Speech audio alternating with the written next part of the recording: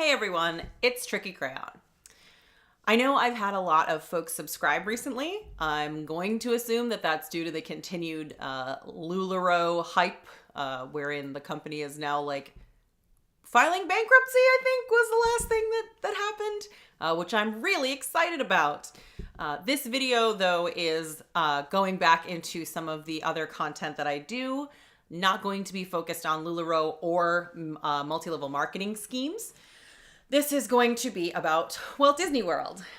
Really, my channel is mostly going to be talking about Walt Disney World because it's something that's been a passion of mine for a really long time and something that I have learned a lot about over the years. And so today, what I want to do is kind of tell you my Walt Disney World story. So when I was a kid, all I wanted was to go to Walt Disney World. It was the 90s. The commercials were everywhere. The Disney Channel was like the biggest thing on TV. There were brochures that felt like everywhere I went, like travel agency kind of brochures about where you could go and where you could stay and what you could do. And I would always go through these and find the cheapest hotel and be like, Mommy, look, we could go stay at the All-Star Resorts for whatever it was at the time. I'm sure it was like $50 a night or something in the 90s. And really, I just sort of, spent a number of years as a kid doing that and never having anything happen. And then in 1997, in August, my parents took me and my sister to Walt Disney World. 10, almost 11-year-old me, I turned 11 the next month, really didn't understand what had happened because we stayed at the Polynesian. I thought this was really cool, but it was not until much later in my life that I realized that I was really lucky to have had my first and only childhood Disney vacation be one where I got to stay at the Polynesian. I didn't consider us to be a rich family. We were sort of the typical, around this area. Both of my parents worked, made decent wages, but we had a lot of expensive hobbies. So I wasn't in a position where I understood us to be moneyed because it was like, oh, we ride horses and we dance and I take voice lessons and I do theater. And it was not something that I understood meant that we did have money, that these things cost money and we therefore clearly had some. So I didn't, I didn't realize how lucky I was in that. I was wowed by this place. I have really scattered memories of the trip. My dad told me last year that we went on Mr. Toad's Wild Ride. I didn't remember that. I do remember my sister and I building a pillow wall between each other. My sister is 2.5 years younger than me. And we kind of fought a lot as kids.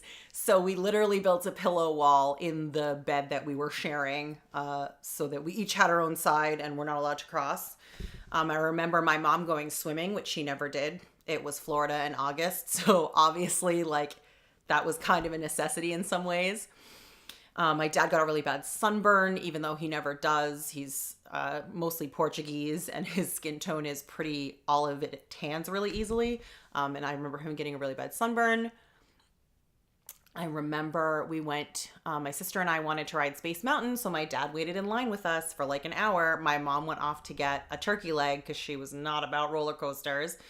And we both chickened out right at the very end before we got on. And then we spent a while trying to find my mother because in the 90s, everyone didn't have cell phones. So we couldn't just text her and be like, hey, meet us at Casey's Corner.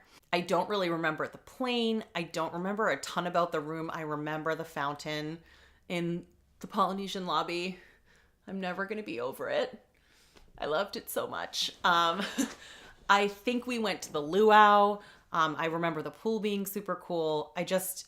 It was really a super exciting thing to me as a kid because it wasn't something we did every year. We did it one time.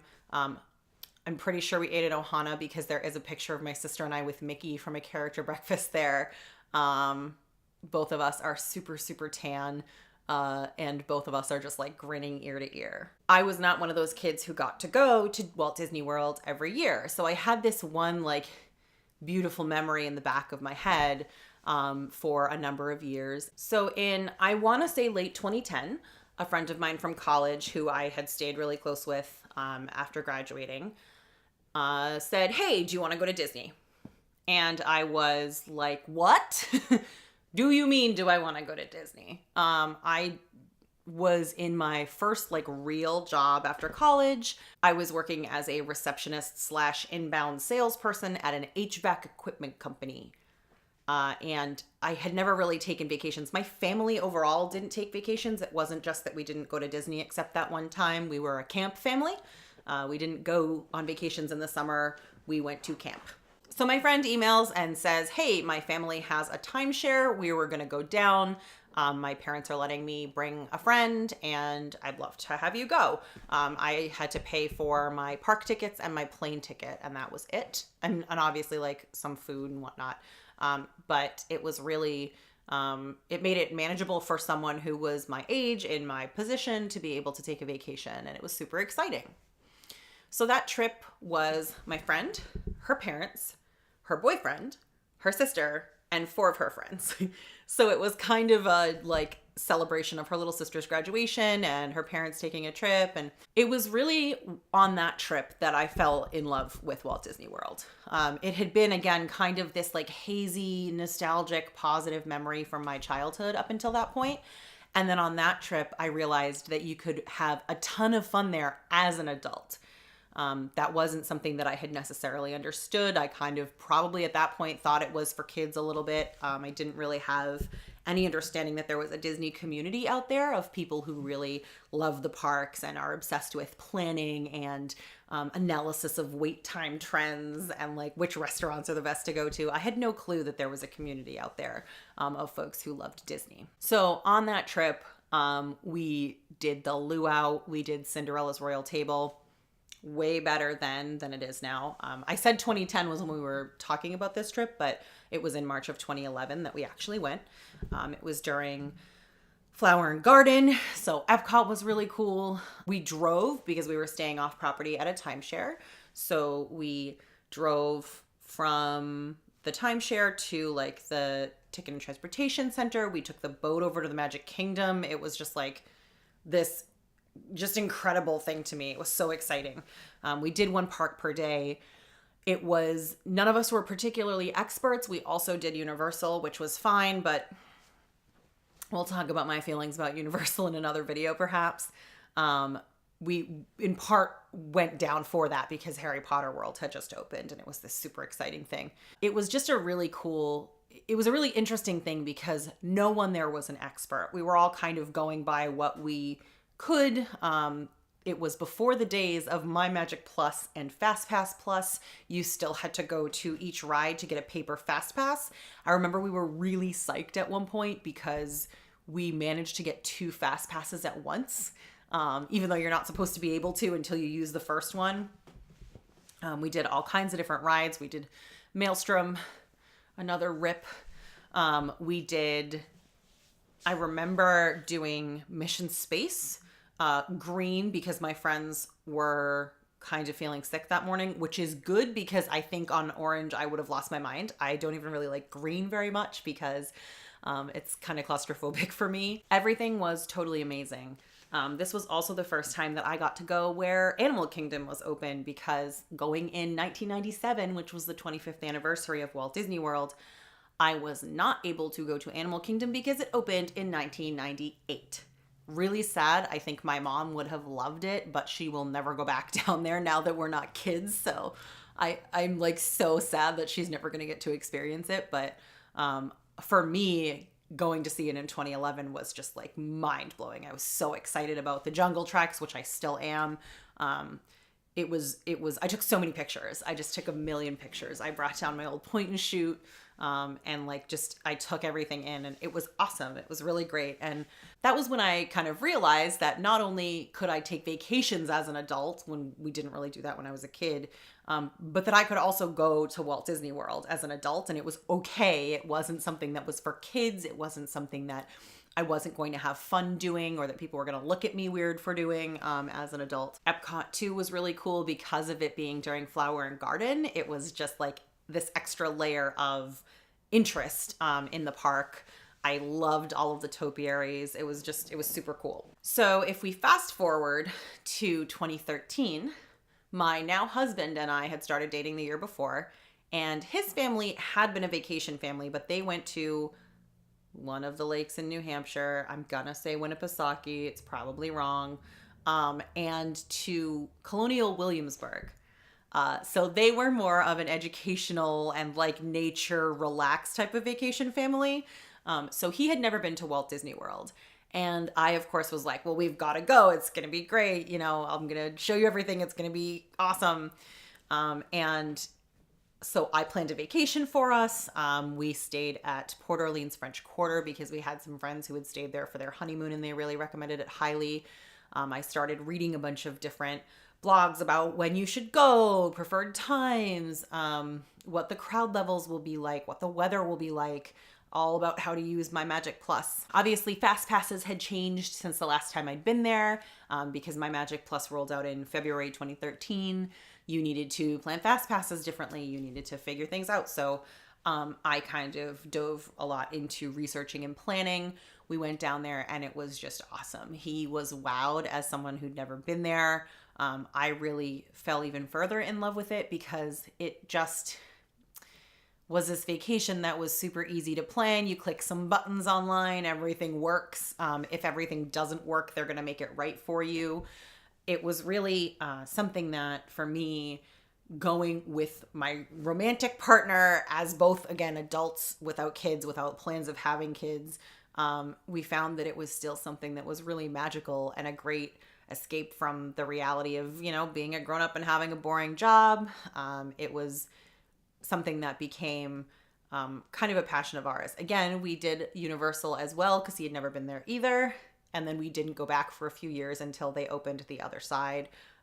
Once they opened Diagon Alley, we did another like, okay, we'll go there for one of our days. But we really became very focused on Walt Disney World as a destination, and we've been going yearly ever since. In 2017, we honeymooned there. We stayed at the Polynesian, which is, it's just a dream. We did it because we could justify it because it was our honeymoon, and that's when you're kind of supposed to be going over the top and being extra fancy and not worrying as much about what it costs. But it was awesome. We stayed there for, I think, 7 nights. I think we had 7 nights and 8 park days maybe.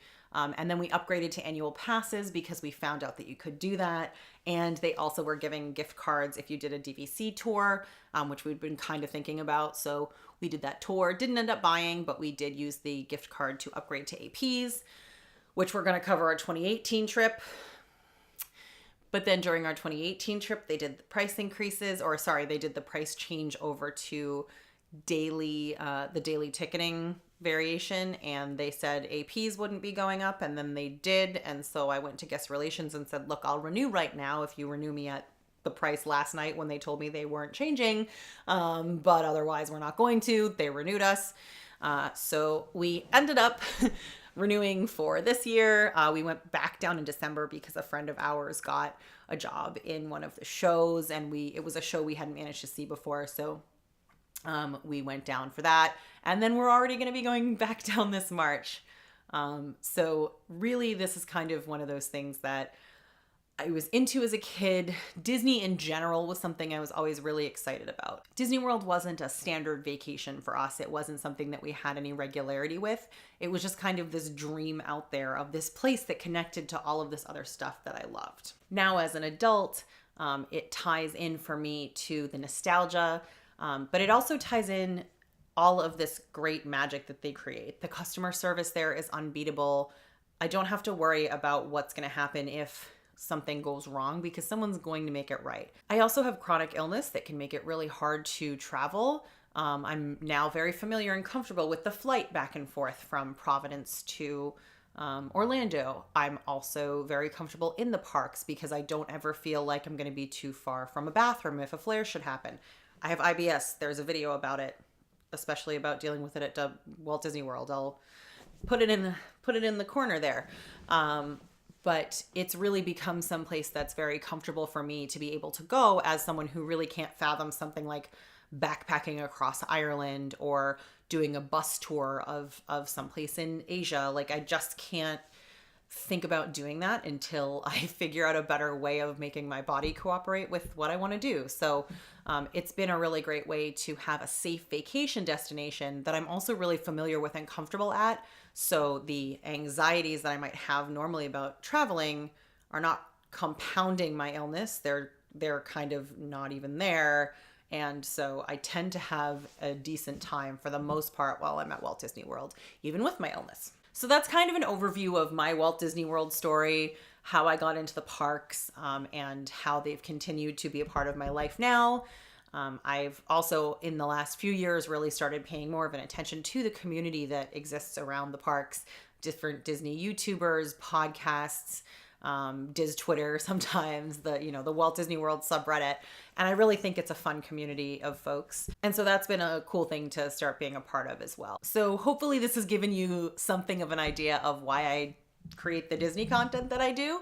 If you have any questions about Walt Disney World as an adult, as a couple, as someone who's not planning to have kids, as someone with a chronic illness, feel free to leave them in the comments, and I'm happy to either answer them in a comment if that's a format that would work, or I'm also happy to make a video kind of explaining any questions that you might have. I love thinking about helping folks plan. I will send folks when my friends ask me like, oh, we're going to Walt Disney World. I'll make them a whole spreadsheet of all the different options that they could stay at and what they could do for tickets and all of that.